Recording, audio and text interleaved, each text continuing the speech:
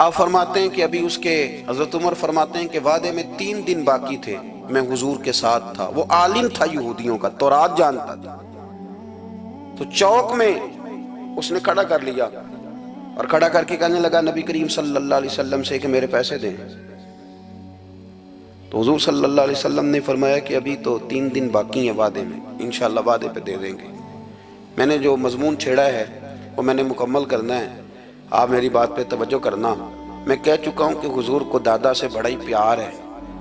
اب وہ یہودیوں کا عالم کیا کہتا ہے نبی پاک کو، تانا کس طرح دیتا ہے، معاذ اللہ ثم معاذ اللہ، نقل کفر کفر نہ باشا۔ جب حضور نے کہا نا ابھی 3 دن باقی ہیں تو کہنے لگا جی معاذ اللہ ثم معاذ اللہ، پھر معاذ اللہ، کروڑ دفعہ معاذ اللہ۔ کہنے لگا جی عبد المطلب کی اولاد کا طریقہ یہ ہے، پیسے لے لیتے ہیں پھر واپس نہیں کرتے، ہے نا اشتعال والی بات۔ یعنی ویسے ہی آپ کسی کو کہیں کہ تیرے دادے کی اولاد شاری کا طریقہ ہی وہ گرم ہو جائے گا۔ اور اگر یہ کہہ دیا جائے اس ذات کے بارے میں جس سے آپ پیار بھی عشق کی حد تک کرتے ہوں، تو اب تھپڑ تو بنتے ہیں نا 4، اب ڈنڈا تو بنتا ہے نا۔ لیکن میرے نبی پاک اشتعال میں نہیں آتے تھے، مزاج نہیں تھا رسول کریم کا۔ نبی کریم صلی اللہ تعالی علیہ وسلم اتنی بڑی بات کر دی کہ حضرت عمر کہتے ہیں میں نے یوں کر کے تلوار پہ ہاتھ رکھا اور نکال لی نیام سے باہر، گردن اڑاؤں گا اس گستاخ کی۔ رسول کریم نے فرمایا عمر یہ تو کیا کر رہا ہے، تیرے تو ذمہ یہ تھا کہ تو اسے نرمی کا کہتا اور مجھے پیسے دینے کا کہتا۔ اب اس طرح کر، اسے فلاں جگہ لے جا، وہاں کھجوریں پڑی ہیں تول کے دے دے، چل 2 کلو زیادہ بھی دے دینا۔ حضرت عمر فاروق رضی اللہ تعالیٰ عنہ کہتے ہیں میں نے کہا حضور زیادہ کس بات کی، میں تو پوری بھی ذرا ناپ تول کے دوں گا، اور احتیاط سے کس بات کی زیادہ، اس نالائق کو زیادہ دوں؟ حضور فرمانے لگے زیادہ اس لیے دینی ہے کہ تو نے اسے ڈانٹا ہے، تو نے تلوار دکھائی ہے، اب 2-3 کلو زیادہ دینی۔ حضرت عمر کہتے ہیں میں لے گیا اور میں نے 2-3 کلو کھجوریں زیادہ دی، پر وہ میرے اندر جو اس کے بارے میں کوفت تھی وہ جاتی نہیں تھی، میرا دل کرتا تھا کاٹ ڈالوں اسے۔ اور جب میں نے دے لی نا تو میرے قریب آیا، میرے گھٹنے پہ ہاتھ رکھا۔ آنسو بڑے قیمتی ہوتے ہیں، ایک کبھی نکلتے ہیں۔ کہتے ہیں جب میرے گھٹنے پہ اس نے ہاتھ رکھا تو وہ یہودیوں کا عالم رو پڑا، کہنے لگا عمر تیرا کیا خیال ہے کہ میں بلا وجہ یہ میں نے بات کر دی؟ کہا نہیں، تو روتا کیوں ہے، پہلے بے ادبی کرتا ہے اب روتا ہے۔ تو کہنے لگا عمر میں کوئی معمولی آدمی نہیں، میں پڑھا لکھا بندہ ہوں، معمولی ہوتا تو جلدی مان جاتا، میں تورات کا، انجیل کا، زبور کا عالم ہوں، میں نے آخری نبی کی ساری صفتیں اپنی کتابوں میں پڑھی ہیں، میں نے ساری باتیں چھپ چھپ کے نبی پاک میں دیکھ لی تھی۔ ایک بات میں نے حضور کی آزمانی تھی ابھی، وہ یہ تھا کہ نبی پاک کے سامنے جتنی بھی جہالت کرو گے نا، اللہ کے رسول کا علم اس پر غالب آ جائے گا، حضور کا صبر اس پر غالب آئے گا۔ میں نے نا آج وہ آزمانا تھا، اور میں نے نا سازش کر کے بلال کو پیسے دیے تھے، اور میں نے سازش کر کے 3 دن پہلے مانگے تھے، پر عمر تجھے مبارک ہو، میں نے تو آزما کے مانا ہے، تو بغیر آزمائے محمد عربی کا غلام بن گیا ہے، اب لے جا، مجھے معافی بھی دلا، اور نبی پاک صلی اللہ علیہ وسلم کی غلامی بھی میرے لیے اس سند پہ بھی تو میرے ساتھ شامل ہو۔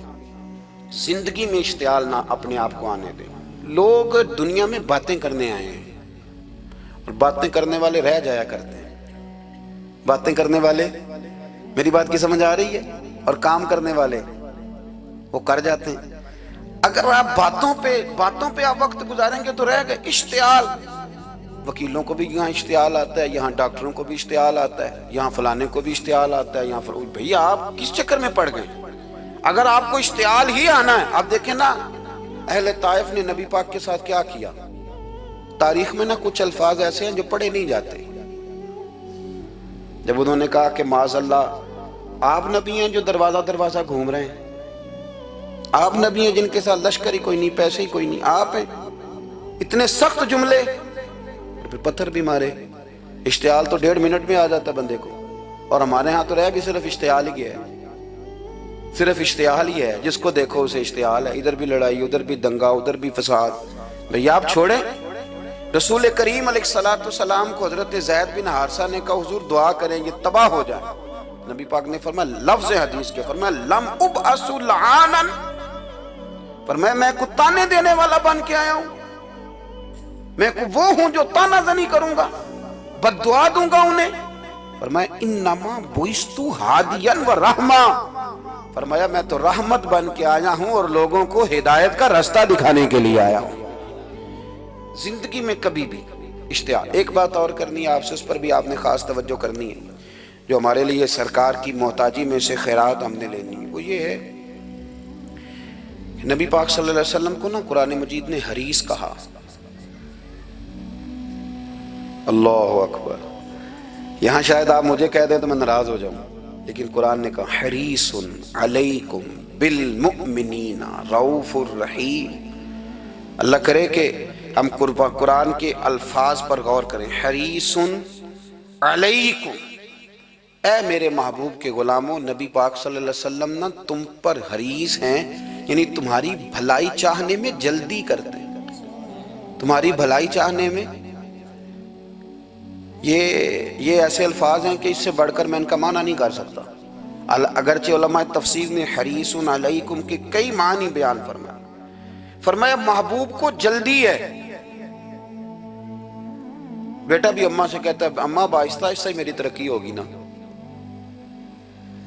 اب مرید بھی پیر صاحب سے کہتا ہے حضرت صاحب ہوں میں شروع کرتے لئیے سویرے اٹھتے پہنا تے اے میں ہولی ہولی کر کے داڑھی، مجھے تو خیر بہت سارے کہتے ہیں، اس لیے ایک میرے سنگی ہیں اللہ تعالیٰ انہیں جزائے خیر دے، وہ جنوبی پنجاب سے ہیں تو وہ سرائکی ہیں۔ اب ہمیں اللہ نے یہ اعزاز دیا ہوتا ہے کہ ہمارے پاس ہر زبان کا بندہ ہوتا ہے، اس لیے کئی دفعہ اپنی زبان بھی گڈ مڈ ہو جاتی ہے، کیونکہ سب سے بات کرنی ہوتی ہے نا جی۔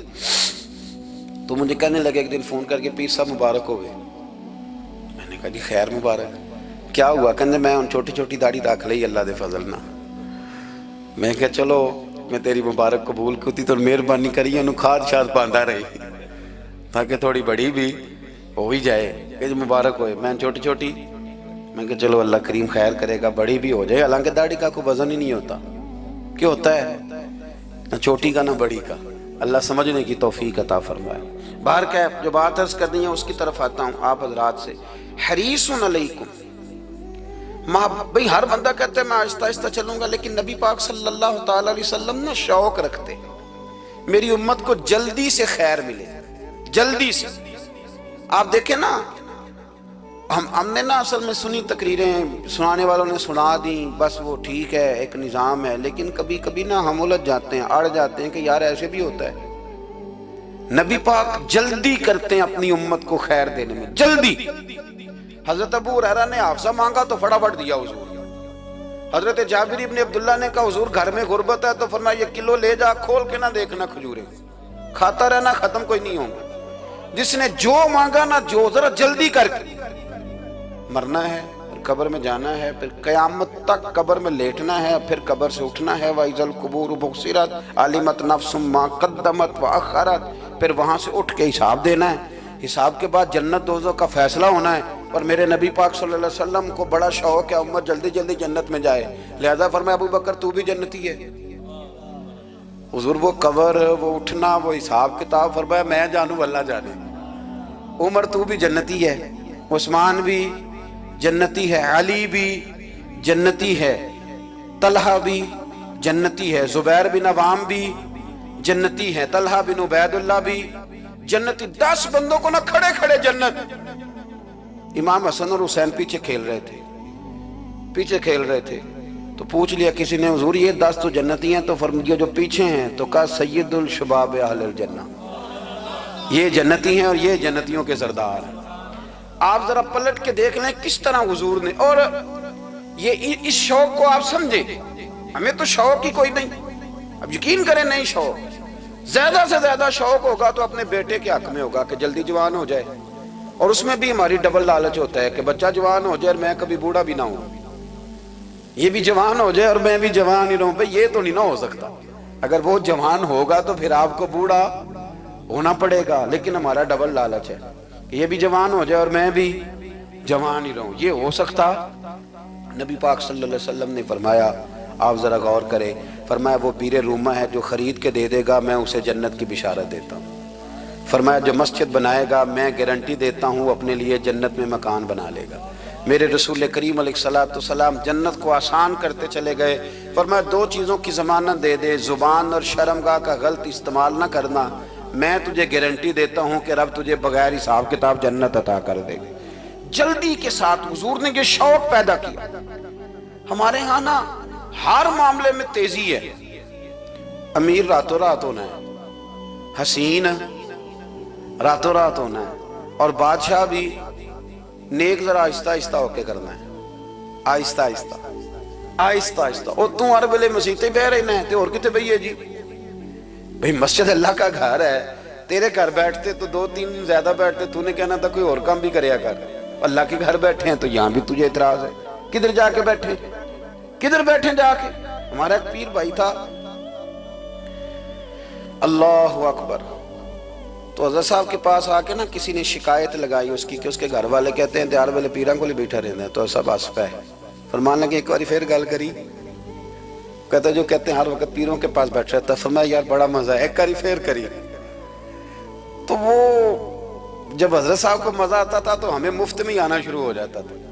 تو یہ تو بڑی بات ہے نا جی کہ کوئی کسی اللہ والے کے پاس بیٹھتا ہے۔ میری بات کو سمجھ لیں، جلدی کرتے رسول کریم، ہمیں بھی تھوڑی جلدی کرنی چاہیے نبی پاک کا غلام بننے میں۔ صحابہ نے بڑی جلدی کی، آپ یقین کریں 1 منٹ بھی دائیں بائیں نہیں، بس آج حکم آیا، آج ختم، آج ہی عمل ہوگا، کل پرسوں ترسوں کی بات کوئی نہیں۔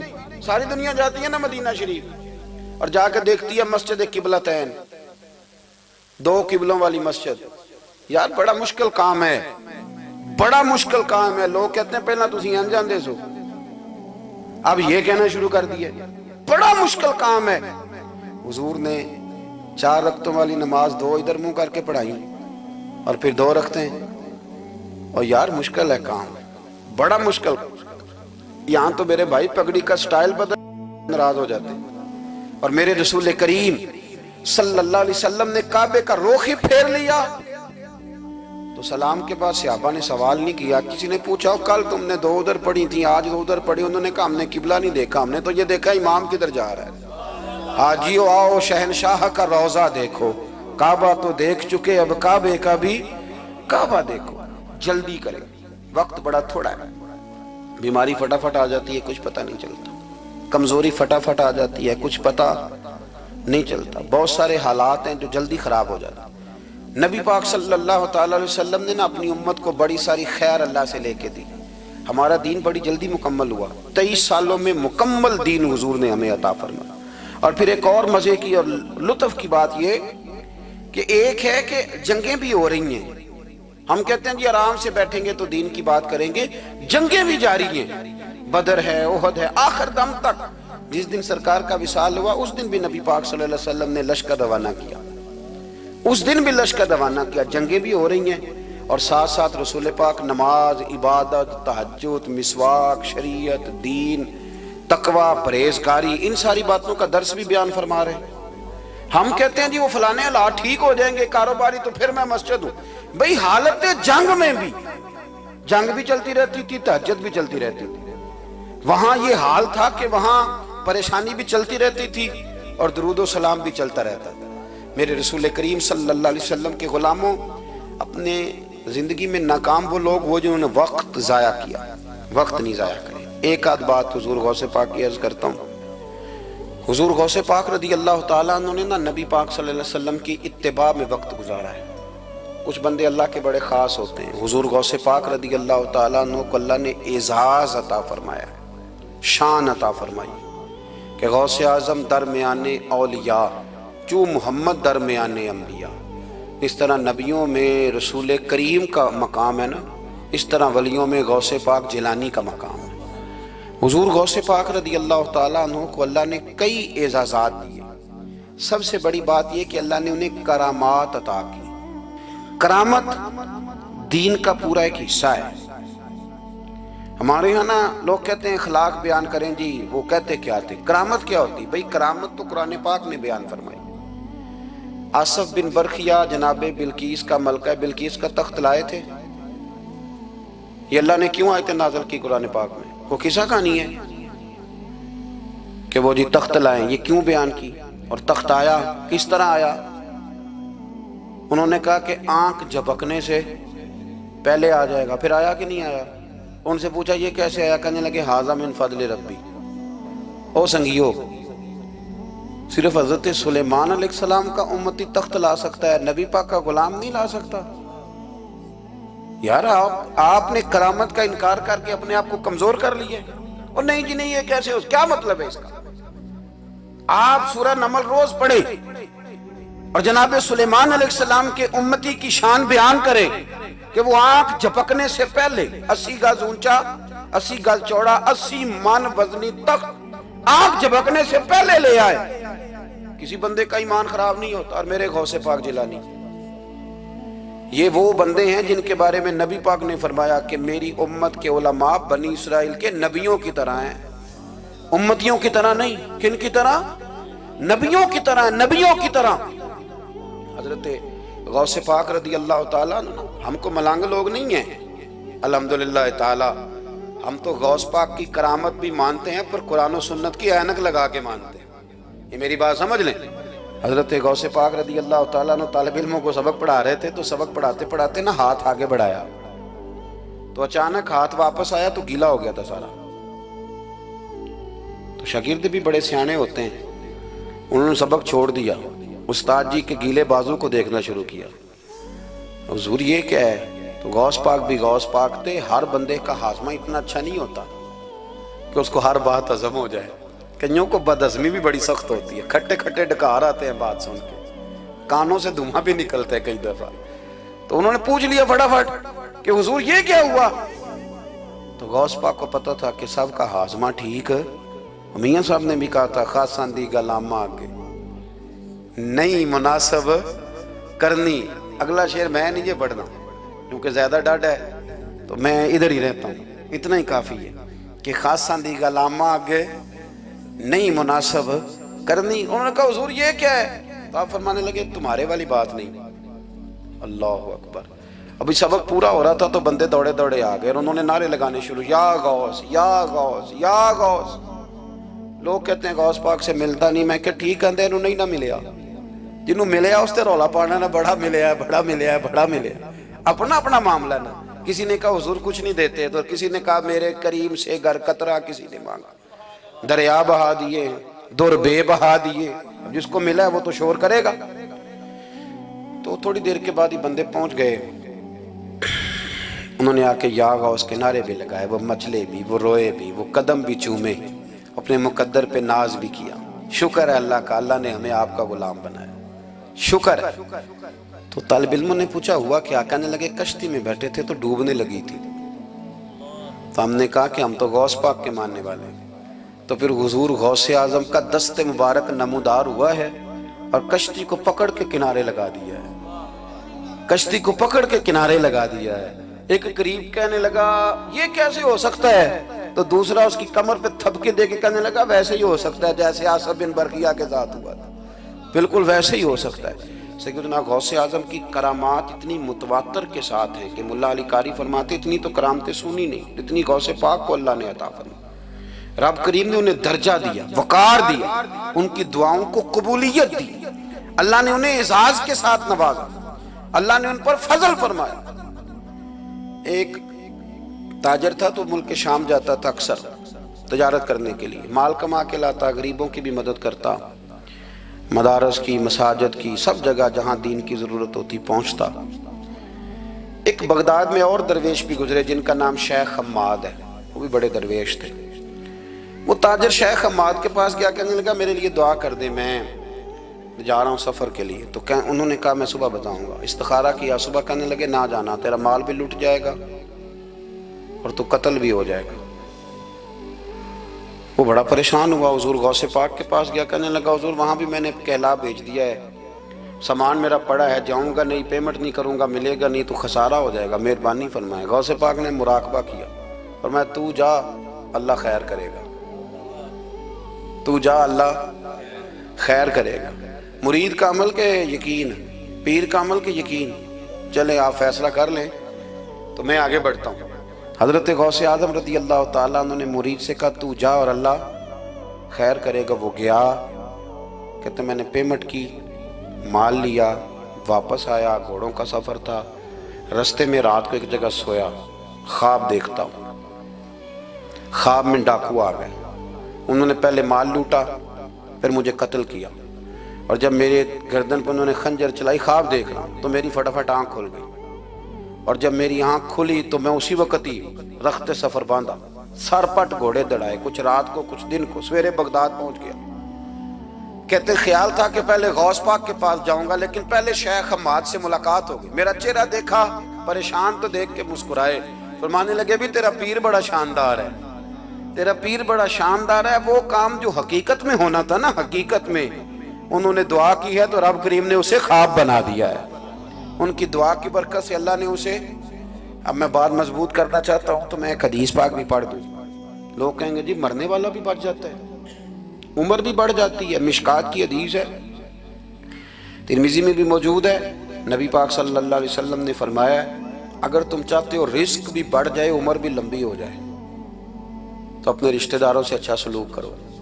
اس کا مطلب ہے کہ عمر بڑھ جاتی ہے، موت کچھ وقت کے لیے ٹل بھی جاتی ہے۔ حضور غوث پاک کو اللہ نے بڑا اعزاز دیا، بڑی کرامات دی۔ آپ فرمایا کرتے تھے میں نے 40 سال اپنے رب کو راضی کیا ہے مصلی پہ بیٹھ کے، تو میرے مالک نے پھر پوچھا ہے کہ عبدالقادر کچھ مانگ لے، کوئی بات کر لے، تو سیدنا غوث اعظم رضی اللہ تعالیٰ عنہ فرماتے ہیں کہ میں نے پھر اپنے رب کریم کی بارگاہ میں عرض کیا مالک جو قیامت تک مجھ سے محبت کرے، فضل کرنا اسے بغیر توبہ کے موت نہ دینا۔ تو میرے رب نے میری اس دعا کو شرف قبولیت عطا فرمایا کہ جو مجھ سے پیار کرے گا، میرا نام لے گا، وہ بغیر توبہ کے نہیں مرے گا۔ جنات بھی آپ کی بارگاہ میں حاضر ہوتے، آپ کو شیخ بحر و بر کہا جاتا ہے۔ جب آپ نے منبر پر بیٹھ کر یہ اعلان فرمایا نا کہ میرا یہ قدم ہر ولی کی گردن پر ہے، تو خراسان کے جنگلوں میں معین الملت والدین عطائے رسول ہند الولی خواجہ معین الدین اجمیری موجود تھے، تو وہاں اعلان کرنے لگے، کہنے لگے غوث پاک صرف گردن پہ کیوں، آپ میری آنکھوں پہ بھی قدم رکھیں، میرے سر پہ بھی قدم رکھیں۔ اللہ نے ان اولیاء کو بڑا اعزاز دیا، انہیں اللہ نے بڑی شان دی۔ اپنی نسبت اللہ کے بندوں سے مضبوط رکھیں۔ ضروری نہیں کہ آپ کسی جگہ مرید ہی ہوں گے تو آپ کی نسبت مضبوط ہوگی، آپ خواجہ معین الدین سے پیار کریں، آپ حضرت بہاءالحق نقشبند بخاری سے پیار کریں، داتا علی اجویری سے پیار کریں، آپ غوث پاک جیلانی سے، آپ اللہ کے نیک بندوں سے محبت کریں، ان کا تذکرہ سنیں۔ اب تو پوری مہم چلی ہوئی ہے اللہ کے بندوں کے خلاف، لوگوں نے ایسا وار چلایا کہ بس جی کچھ بھی نہیں جی، آپ چھوڑیں، آپ ڈائریکٹ کتاب و سنت کو پڑھیں، کوئی بھی نہیں جی، کوئی ولی نہیں، تو پھر وہ جو اتنی آیتیں ہیں، وہ حدیثیں ہیں، وہ سارا کچھ، اس کا مطلب ہے امت میں ولی ہوتے ہی نہیں۔ تو الا ان اولیاء اللہ لا خوف علیہم ولا هم یحزنون کا کیا معنی ہے؟ اس کا کیا مطلب؟ آپ نے تو ملیاں میٹ کر دیا، سارا پوری مہم چلی، اللہ کے بندوں سے پیار کریں۔ اور میرے نبی پاک صلی اللہ علیہ وسلم نے فرمایا جو جس سے پیار کرے گا قیامت کے دن اسی کے ساتھ اٹھایا جائے گا۔ اور حضرت ابو ذر غفاری نے عرض کیا تھا یا رسول اللہ اگر وہ ان جیسے عمل نہ بھی کرے تو فرمایا اللہ بڑا کریم ہے، ایمان کی سلامتی سے جائے اللہ ان کے ساتھ ہی کھڑا فرما دے گا۔ حضرت محدث اعظم پاکستان مولانا سردار احمد صاحب رحمۃ اللہ علیہ بڑے مصروف آدمی تھے، پر بڑھاپے کے عالم میں بھی نا شیخ الحدیث تھے، شاید اتنے کسی کے شاگرد دنیا میں ہوں جتنے حضرت کے تھے۔ ہر جمعرات کو فیصل آباد سے لاہور آتے تھے داتا صاحب کے مزار پہ حاضری دے، ہر جمعرات۔ یہ چند دن پہلے ہمارے ایک بزرگ افریقہ سے آئے ہوئے تھے، افریقہ سے، تو پوچھا حضرت جی خیریت سے آنا ہوا؟ تو کہنے لگے پہلا مقصد تو داتا صاحب کے مزار پہ حاضری دینا اور باقی اس کے بعد ہے۔ تو ہر جمعرات کو حضرت محدث اعظم رحمۃ اللہ علیہ آتے تھے، ہر جمعرات۔ ایک مولوی صاحب نے ایک دفعہ شوشہ چھوڑ دیا لاہور میں کہ داتا صاحب کی قبر تو قلعے میں ہے، لوگ شوشے چھوڑتے رہتے ہیں نا کہ چلو کسی طریقے سے بندے ہٹائے جائیں، پر جن کی محبت اللہ دلوں میں پیدا کرے ان سے کیسے ہٹایا جائے؟ وہ جی ادھر قبر ہی نہیں، وہ تو قلعے میں ہے۔ وہ تجھے کون بتا گیا؟ کہتا جی میں نے ایک روایت پڑھی، فلانے بندے نے لکھا ہے، چلو جی الجھاؤ بن گیا۔ ہمارے ہاں جو انوکھی بات کر دے اس پہ بحث بھی شروع ہو جاتی، بڑی لے دے ہوئی، بڑا کچھ ہوا۔ سید ابو البرکات شاہ صاحب ایک بہت بڑے عالم گزرے ہیں، داتا صاحب کے مزار سے تھوڑا سا آپ آگے بڑھیں تو حزب الاناف بہت بڑا مدرسہ ہے، اس کے وہ شیخ الحدیث تھے، اعلیٰ حضرت کے خلیفہ تھے، سید تھے۔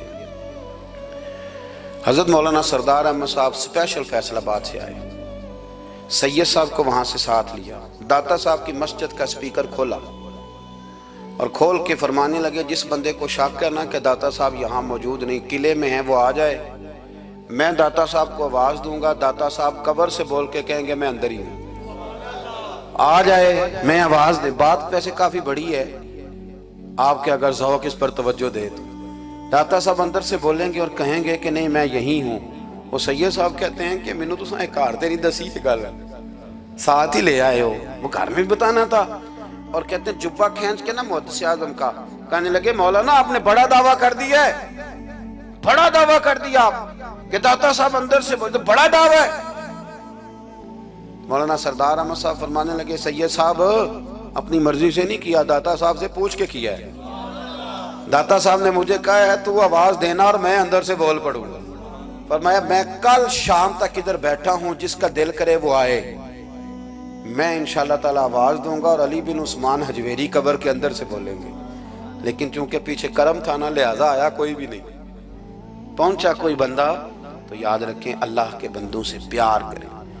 تنقید والے بندے ساری زندگی بیچارے اسی کھاتے میں رہے، کچھ نہیں بن سکا، خود بھی بے سرور رہے، دوسروں کو بھی بے سواد کیا، اپنے آپ کو مزیدار کریں۔ دو باتیں میں نے سیرت کی عرض کی ہیں، ایک تو اشتعال انگیزی سے بچیں زندگی میں، کبھی بھی کوئی کتنا مرضی لوگ اشتعال تو دلائیں گے، اشتعال میں نہ آئیں۔ اور دوسری بات یہ کہ جلدی کریں دین پر عمل کرنے میں، لیٹ نہ کریں، سرکار نے جلدی فرمائی ہمیں دین دینے میں۔